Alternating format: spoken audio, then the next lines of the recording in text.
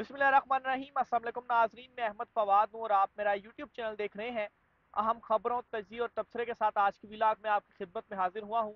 अहम तरीन और एक्सक्लूसिव डिटेल्स आज की व्लॉग में आपके साथ शेयर करनी है सुप्रीम कोर्ट ऑफ पाकिस्तान से जुड़ी। सबसे पहले तो चीफ जस्टिस काजी फायज ईसा पर बड़ा एतराज़ उठा दिया गया है, बड़ा एतराज़ लगा दिया गया है। मामला क्या है, कुछ अहम तरीन तफसीलात आपके साथ में शेयर करूंगा। और दूसरे नंबर पर नाजरीन, ब्रादर जजेस आज अदालत में क्यों कर चकरा कर रह गए, ऐसा क्या हुआ आज अदालत में। सुप्रीम कोर्ट ऑफ पाकिस्तान से आज बड़ी खतरनाक किस्म की जो खबरें हैं वो सामने आ रही हैं, लेकिन ये कुछ ऐसी डिटेल्स हैं जो कि अभी तक रिपोर्ट नहीं हुई कमरा अदालत से। इस पर भी कुछ अहम तरीन तफसीलात आपके साथ में शेयर करूंगा। इमरान खान साहब को, पाकिस्तान तहरीक इंसाफ को आज इसी सुप्रीम कोर्ट ऑफ पाकिस्तान से दो बड़े रिलीफ मिले हैं। ये दो रिलीफ क्या हैं, इस पर भी अहम तरीन तफसीलात आपसे शेयर करनी है। तो आगाज नाजरीन वीला का इन दो बड़े रिलीफ के साथ ही करता हूँ। सबसे पहले तो नाजरीन आपको बताऊं कि कासिम सूरी जो हैं, जो डिप्टी स्पीकर थे, इन्होंने रूलिंग दी थी। वो रूलिंग सुप्रीम कोर्ट से कालादम हुई थी, फिर उसके बाद अदम एतमाद और फिर इमरान खान को हटा दिया गया और फिर उसके बाद इस सुप्रीम कोर्ट के उस फैसले के खिलाफ जो अपीलें थी वो सुप्रीम कोर्ट ऑफ पाकिस्तान में दायर हुई थी। अब इन अपीलों के ऊपर सुप्रीम कोर्ट का जो बेंच था उसने समाअत की। और चूंकि अब ये अपीलें वैसी गैर मौसर हो चुकी थी, और गैर मौसर इसलिए होगी थी कि अब तो टाइम गुजर चुका है। लेट से सुप्रीम कोर्ट अगर अपना वो फैसला इस अपील में रिवर्स भी करता है तो क्या वो इम्प्लीमेंट हो सकता था? पॉसिबल ही नहीं था। अब वापस तो जाहिर सी बात है असेंबली नहीं बैठ सकती थी। लेकिन कल भी मैंने ये जिक्र किया था कि इसमें जस्टिस अतर मिनल्ला साहब जो हैं वो भी इस बेंच का हिस्सा हैं। तो उनकी ऑब्जर्वेशन और दीगर जजेस की भी जो ऑब्जर्वेशन होंगी वो बहुत ज़्यादा इंपॉर्टेंट होंगी। और इसी तरह की आज एक ऑब्जर्वेशन जस्टिस मुनीब अख्तर साहब की जानिब से दी गई। और इस ऑब्जर्वेशन के बाद, इन रिमार्क्स के बाद, कासिम सूरी के ऊपर एक तलवार जो लटक रही थी कि शायद इनके ऊपर इस तरह की कोई कार्रवाई की जाए कि इन्होंने आइन तोड़ा है। जो कि एक केस की समाअत के दौरान चीफ जस्टिस काजी फायद ईसा की जानिब से कुछ इस तरह के रिमार्क्स दिए गए, जिसका इस तरह से उन रिमार्क्स को लिया गया कि सुप्रीम कोर्ट ने या चीफ जस्टिस काजी फायद ईसा साहब ने आइन तोड़ने के हवाले से जो कार्रवाई है वो शायद ना शुरू हो जाए। तो ये एक तलवार लटक रही थी। तो बहरहाल अब ये जो केस हुआ, क्योंकि ये उससे जुड़ा हुआ है केस, तो इस केस में ये जो फैसला है किसका जो सामने आया, अच्छा फैसला ये सामने आया कि चूंकि ये गैर मौसर हो चुकी हैं और दरखास्तें भी इमरान खान और आरिफ अलवी के जो वकील हैं उन्होंने वापस ले ली हैं, तो वो वापस लेने की बुनियाद के ऊपर भी और वैसे भी ये खारिज हो गया केस। लेकिन इसमें जो इंपॉर्टेंट कासिम सूरी के हवाले से है वो मैं आपके सामने रखता हूँ। अच्छा, अदालत ने सबसे पहले तो इसमें यह करार दिया जी कि नजरसानी का कोई ग्राउंड नहीं बनता। ये गलत फहमी पैदा की गई कि अदलिया पार्लियामेंट के अमूर में मुदाखलत नहीं कर सकती। जस्टिस जमाल मंदोखेल साहब के रिमार्क्स, जहां आईनी सवाल हो वहां सुप्रीम कोर्ट पार्लियामेंट का मामला देख सकती है। जस्टिस जमाल खान मंदोखेल, दो बड़े इंपॉर्टेंट ये रिमार्क्स हैं और इन्होंने ये करार दे दिया कि पार्लियामेंट का ये जो मामला होगा उनमें मुदाखलत ये गलत तासुर है कि नहीं दे सकती। फिर इसी तरीके से जस्टिस मुनीब अख्तर साहब ने कहा जी कि हम नजरसानी सुन रहे हैं, ये नुक्ता किसी आज़ादाना केस में उठाएं। अच्छा, नुक्ता क्या उठाया नईम बुखारी ने कि आर्टिकल 69 की झैली शिक 2 के तहत स्पीकर या डिप्टी स्पीकर जो हैं उन्होंने जो इकदाम किया वो ज़ाती इकदाम नहीं होगा और वो उसके ज़ाती तौर पर जवाबदा नहीं होंगे। तो इस पर जस्टिस मुनीब अख्तर साहब ने ये रिमार्क्स दिए कि तसल्ली रखें कि डिप्टी स्पीकर रूलिंग फैसला स्पीकर या डिप्टी स्पीकर की ज़ात के खिलाफ नहीं। तो ये जो फैसला उनकी जानिब से दिया गया, ये बतौर स्पीकर जो उन्होंने डिप्टी स्पीकर जो उनकी रूलिंग थी वो गलत थी और वो कालादम हो गई। तो इसलिए अब जाती तौर पर बाद में उनको बुलाकर और उनके खिलाफ अगर आइन तोड़ने की कार्रवाई कर दी जाए तो ये एक तलवार थी जो कि इन रिमार्क्स के बाद वो कुछ रिलैक्स हुए होंगे कि वो नहीं होगी। तो एक तो ये आज अहम रिलीफ इसको आप कह लें पीटीआई के लिए। और दूसरे नंबर पर नाजरीन, आज मेजर ताहिर सादिक जो इनके कागजात नामजदगी सुप्रीम कोर्ट में आकर एक्सेप्ट हो गए थे और इनको इलेक्शन लड़ने की इजाजत मिल गई थी। वो एक तो हुक्म इम्तनाई इनको मिल गया था और इलेक्शन लड़ने की इजाजत मिल गई थी, लेकिन केस आगे चल रहा था। क्योंकि जाहिर सी बात है केस में आगे नोटिस होते हैं, रिटर्निंग अफसर से भी पूछा जाता है कि क्यों मुस्तरद की और वो सारी चीजें। तो आज इस केस की दोबारा से समाअत थी और जो एतराज़ कुनिंदा था, आप जो जजेस थे वो भी आज बड़े हैरान भी हुए और चकरा कर भी एक तरह से वो रह गए कि ये अदालत में इस केस के दौरान इंकशाफ हुआ कि जो एतराज़ कुनिंदा है उसको पता ही नहीं है कि उन्होंने एतराज़ लगाया है। यानी कि मेजर रिटायर ताहिर सादिक जो हैं, उनके कागजात नामजदगी एक शिकायत कुनिंदा या एतराज़ कुनिंदा था, उसने एतराज़ लगाया और वो एतराज़ एक्सेप्ट हो गया और कागजात मुस्तरद हो गए। लेकिन आज सुप्रीम कोर्ट में ये इंकशाफ किया एतराज़ कुनिंदा ने कि उन्हें तो पता ही नहीं है कि उन्होंने एतराज़ क्या आयद किया हुआ है। यानी कि वो एतराज़ कुनिंदा है ही नहीं, ना ही उन्होंने कोई एतराज़ आयद किया, तो एतराज़ किधर से आ गया और रिटर्निंग ऑफिसर ने किस बुनियाद के ऊपर जो फैसला था वो दिया। तो मैं पहले कुछ रिमार्क्स 3-4 हैं वो आपके सामने रखता हूँ जी, कि सुप्रीम कोर्ट में बड़ी दिलचस्प सूरत हाल पैदा हुई इस केस की समाअत के दौरान। ताहिर सादी की अहलिया के कागजात पर एतराज़ कुनिंदा अदालत में पेश। अच्छा सॉरी, ये ताहिर सादिक उसमें अहलिया जो थी वो पेश हुई जी। अच्छा, मुझे तो मालूम ही नहीं कि मेरे जानिब से कोई एतराज़ दायर हुआ है, ये एतराज़ कुनिंदा ने कहा। आपने एतराज ही नहीं किया तो कागजात कैसे मुस्तरद हो गए? जस्टिस मंसूर अली शाह ने उस एतराज कुनिंदा से ये कहा, आपने एतराज ही नहीं किया, आप एतराज कुनिंदा ही नहीं है, तो कागजात कैसे मुस्तरद हो गए?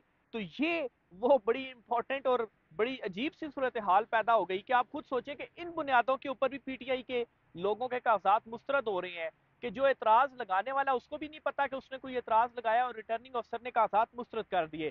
तो इसके ऊपर अदालत ने बड़ा अहम स्टेप लिया है और वो ये जी कि जो मुतलका रिटर्निंग अफसर है उसको तलब कर लिया और इंतखाबात के बाद तलब किया है, क्योंकि इंतखाबात की जो इजाज़त है वो तो मिल गई है, तो उनको इंतखाबात के बाद तलब किया है जी कि बताएं आपने कैसे जो एतराज़ है किस बुनियाद के ऊपर आपने जो कागजात थे वो मुस्तरद किए। तो ये जी अजीबो गरीब किस्म की जो चीज़ें हैं वो सामने आ रही हैं कि पाकिस्तान तहरीक इंसाफ के जो ये उम्मीदवार थे, रिलीफ तो मिला उनको, 5 लोगों को रिलीफ मिला, सनम जावेद वगैरह, परवेज इलाही, इनको ये इलेक्शन लड़े हैं सुप्रीम कोर्ट में, इनके वो सारी दरखास्तें अपीलें जो थी वो एक्सेप्ट हुई हैं। लेकिन सामने रखने का बुनियादी मकसद ये है कि अब इस तरह की भी जो चीज़ें हैं वो सामने आ रही हैं, कि इसके ऊपर आप समझ नहीं आती कि आप हंसें। इसीलिए तो जजेस भी हैरान हुए, मतलब मैं खुद भी चकरा कर रह गया कि ये कैसी चीज़ है। बंदा को भी सोचता है ना कि कोई कोई पॉइंट भी होता है, कोई दलील भी होती है कि आप रखते हैं किसी के सामने, तो लॉजिकल सी वो बात होती है।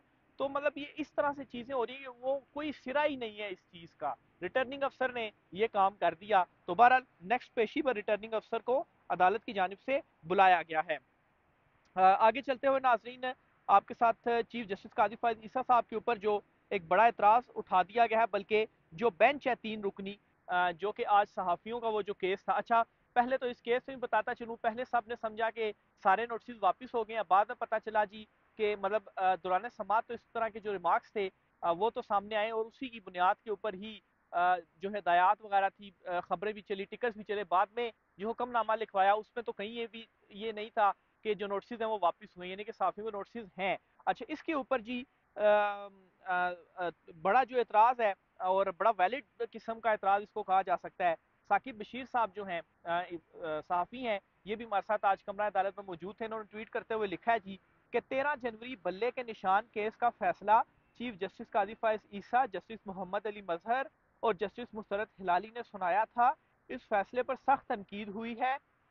अदलिया मुखालिफ मुहिम के इल्ज़ाम में FIA ने नोटिस जारी कर दिए। अब इन नोटिस के खिलाफ केस भी वही बेंच सुन रहा है जिसके फैसले के खिलाफ तनकीद मुहिम के मामले पर नोटिस जारी हुए। तो ये जी एक अहम जो सवाल है वो उठाया गया और पूछा जा रहा है जी कि देखें, बल्ले का निशान का फैसला था कौन से 3 जजेस से जी? चीफ जस्टिस काजी फायद ईसा साहब थे, जस्टिस मुसरत लाली साहिबा थी और जस्टिस मोहम्मद अली मदर साहब थे। इन तीनों की जानिब से वो जो फैसला था वो दिया गया, जिसके बाद बल्ले का जो निशान था वो पीटीआई से वापस हो गया, वो छिन गया पीटीआई से। तो उसके बाद तनकीद शुरू हुई बेसिकली, और उन लोगों ने भी तनकीद की जो कि हम ख्याल समझे जाते थे। अच्छा, उस तनकीद के बाद क्या हुआ? उस तनकीद के बाद जो नोटिस हैं वो जारी हुए और कहा गया जी कि अदलिया मुखालिफ मुहिम है और ये नोटिस हैं, और 47 लोगों का जो आ रहा है, और बहुत सारे जो सहाफ़ियों को आज भी जो नोटिस हुए आज वो आए भी हुए थे यहाँ पर। तो कि क्यों ट्वीट्स या जो कुछ भी है वो किया गया। और वो जो 3 रुकनी बेंच था, उस 3 रुकनी बेंच पर तनकीद हुई, उसके फैसले के ऊपर तनकीद हुई, और इस तनकीद की पादाश में नोटिस हुए। और नोटिस होने के बाद जब सुप्रीम कोर्ट से रुजू किया गया, तो उन नोटिस पर भी समात कौन सा बेंच कर रहा है? वही बेंच कर रहा है चीफ जस्टिस काजी फैज ईसा, जस्टिस मुसरत हिलाली और जस्टिस मोहम्मद अली मजहर। ये 3 जजेस, इन्हीं के फैसले के ऊपर तनकीद हुई, इन्हीं के फैसले पर तनकीद की वजह से नोटिस हुए, और उन नोटिस पर जो समात है वो भी यही 3 रुकनी बेंच कर है। तो ये बिल्कुल बड़ा एक वैलिड किस्म का एतराज है कि जाहिर सी बात है वो फिर वो जो 3 रुकनी बेंच है वो अपने ही उसके ऊपर फैसले के ऊपर तनकीद है, वो इस केस को फिर ना सुने। अभी तहरीरी तौर पर तो कोई जवाब नहीं आया, यानी कि किसी ने बेंच के ऊपर एतराज नहीं किया, कोई दरखास्त दे दे तो इस पर एतराज उठाया जा सकता है बेंच के ऊपर भी। ये एक प्रोसीजर होता है, जैसे आज फौजी अदालतों पर जो बेंच था उसमें जस्टिस सरदार तारिक मसूद के ऊपर एतराज उठा तो वो बेंच से उठकर चले गए, और मतलब उन्होंने कहा जी कि ठीक है मैं ये केस नहीं सुनता, बेंच टूट गया, 3 रुकनी कमेटी अब वो करेगी। तो इस बेंच के ऊपर भी एतराज इसी तरह दरखास्त दी जा सकती है। हो सकता है कि ये जो बेंच है वो फिर ना सुने और कोई दूसरा बेंच सुने, और ये एक वैलिड रीजन नुकता जो है वो साकिब बशीर साहब ने उठाया है। अच्छा, इसी तरीके से जी आज इसी केस की समाअत के दौरान जस्टिस मुसरत हिलाली साहिबा ने कुछ रिमार्क्स दिए, और उन्होंने कहा जी कि हमारे मुल्क की इज्जत बहुत ख़त्म हो गई है, सोशल मीडिया ने इदारों को बहुत डैमेज किया है। जस्टिस मुसरत हिलाली ये ट्वीट किया हुआ बेसिकली मुगीस अली साहब ने, नीचे वीडियो भी उन्होंने लगाई हुई है। अच्छा, इन रिमार्क्स के ऊपर साकिब बशीर साहब ही हैं, इनको भी नोटिस हुआ हुआ है, ये भी मैं आपको बताता चलूँ। इन्होंने एक ट्वीट किया है, ऊपर ये को ट्वीट किया है और लिखते हैं जी कि 24 घंटे तारीफों के पुल बनते रहें तो सोशल मीडिया ठीक है, यानी कि तारीफें होती रहें तो फिर सोशल मीडिया ठीक है। सुप्रीम कोर्ट के जजिस को घबराना नहीं चाहिए, यानी कि तनकीद से घबराना नहीं चाहिए। तो ये इनका उसके ऊपर रिप्लाई था। अच्छा, एक तो आज चीफ जस्टिस काजी फायजा साहब बार बार ये कहते रहे कि बिल्कुल तनकीद करें, उससे इस्लाह भी होती है, मेरा मजाक भी उड़ाएं तो भी मुझे कोई मसला नहीं है। जो मजाक उड़ाने की बात तो खैर वो तो नहीं होना चाहिए, लेकिन तनकीद ठीक है, मेरे ऊपर तनकीद करें, आप कर सकते हैं, इसी से इस्लाह होती है। लेकिन अब बिल्कुल देखें, सोचने वाली बात है कि पहले ये रिमार्क्स में ये कह दिया गया और उसके बाद फिर टिकर्स भी चले गए, नोटिस वापस हो गए, बाद में हुक्मनामे के अंदर ये चीज़ नहीं लिखवाई गई। तो बहरहाल अभी कल ये वाला केस दोबारा है, कल तक समात इसकी मुलतवी हुई हुई है। बहरहाल ये इस वक्त जो मामला है वो सुप्रीम कोर्ट ऑफ पाकिस्तान में चल रहे हैं। एक तो बेंच के ऊपर जो एतराज़ है, और फिर उसके बाद बहुत सारे इस वक्त जो सुप्रीम कोर्ट का माहौल भी अगर मैं आपको बताऊं तो बड़ी तशवीश सी है, और बड़ी सरप्राइजिंग सी चीज़ें सामने आ रही हैं, हैरान कुन चीज़ें भी सामने आ रही हैं, और कि क्या आगे होने जा रहा है। और इस तरह से जो बंदिशें हैं, क्या बोलने के ऊपर भी पाबंदी लग जाएगी, क्या आप बोल भी नहीं पाएंगे, या क्या वो लोग जो वैलिड तनकीद करते हैं वो भी अब तनकीद ऐसे नहीं कर पाएंगे, या फिर ये भी समझा जा रहा है कि अगर ये फैसला कर लिया गया है कि कार्रवाइयाँ की जानी है तो फिर उस फैसले को किस तरह से रोका जाएगा? वो फिर नहीं रुकेगा अगर फैसला किया गया है, शायद अदालतें भी उसको ना रोक सकें, और इस वजह से ना रोक सकें कि देखा है कि अदालतों के फैसले थे उनके ऊपर इम्प्लीमेंट ही नहीं हुआ। तो जाहिर सी बात है जज जो है वो किसी के पास जाकर डंडा मारकर तो नहीं उससे इम्प्लीमेंट करवाता, वो फैसले देते हैं, लेकिन जाहिर सी बात है अदालती फैसले होते हैं उनके ऊपर इम्प्लीमेंट करना पड़ता है। तो अगर कोई फैसला कर लिया गया है तो फिर हो भी सकती हैं कार्रवाइयाँ। तो बहरहाल जी ये मामला और सिचुएशन बनी हुई है। सनम जावेद साहिबा जो हैं उन पर आपको बताता चलूँ कि उनकी जिस मुकदमे में गिरफ्तारी हुई थी, आज इस मुकदमे में भी उनकी जमानत मंजूर हुई है, लेकिन साथ ही उनकी एक और मुकदमे में भी जो गिरफ्तारी है वो डाल दी गई है। यानी कि आप देखें ना कि क्या ये चीज़ मजाक नहीं है कि कोई मैं 6-7 मरतबा शायद उनकी होगी है, चलो 5 मरतबा गिरफ्तारी उनकी हो चुकी है। आपने अगर मुख्तलिफ मुकदमों में उन्हें गिरफ्तार करना है तो 1 मरतबा कर लें। गिरफ्तार तब किया जाता है कि जब एक केस चलता है और उसके ऊपर हफ्तों या महीनों लगते हैं, जमानत होती है, और जमानत होती यही है तो साथ ही दूसरे मुकदमे में उनकी गिरफ्तारी हो जाती है। तो क्या ये मजाक नहीं है कानून के साथ? ये कि एक में होती है तब आप दूसरे में पकड़ते हैं, भी इकट्ठा पकड़ लें फिर सारों में, और जो मुकदमे उनके ऊपर होते हैं उनका भी तिया पांचा अदालतें कर देती हैं कि जमानत उनकी हो गई है, इससे पहले भी उनकी हुई, छोड़ा नहीं गया, अब भी हुई उनकी, लेकिन नहीं छोड़ा गया। तो बहरहाल जी ये सिस्टम है, ये मामलात हैं जो कि चल रहे हैं। आपने राय का इज़हार करना है। आज के व्लॉग से इतना ही, मुझे इजाज़त दीजिए। अल्लाह हाफ़िज़।